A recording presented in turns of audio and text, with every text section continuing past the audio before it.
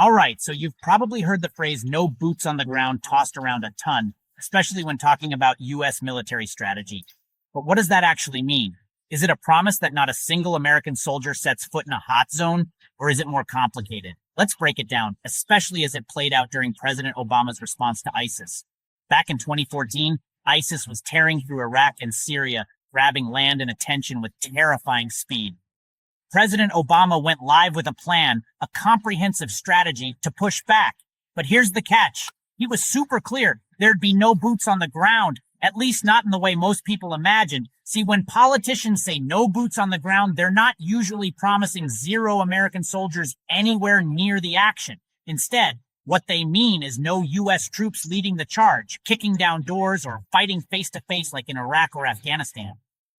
Obama's plan was all about airstrikes, precision hits from above, targeting ISIS positions in both Iraq and Syria.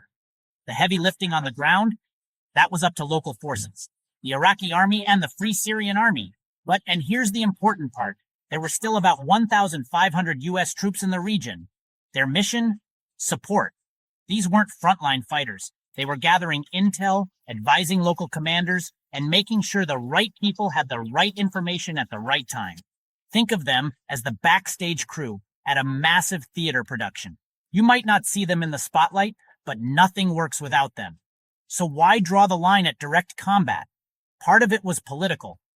After years in Iraq and Afghanistan, the American public wasn't exactly eager for another ground war. Obama needed to show he was taking action, but also not repeating old mistakes. Still, this strategy put the pressure on local forces to fight their own fight, with America in more of a coaching role. Of course, there was debate. Some, like Senator Lindsey Graham, warned that without more U.S. troops, the fight might stall or fail. There was even talk behind closed doors that the number of support troops might have to rise if things dragged out. And let's be real, the stakes for Obama were huge. If ISIS wasn't beaten back by the end of his term, his legacy would take a serious hit. So next time you hear no boots on the ground, remember, it's really about what kind of boots and what they're doing. It's not about absence, but about role.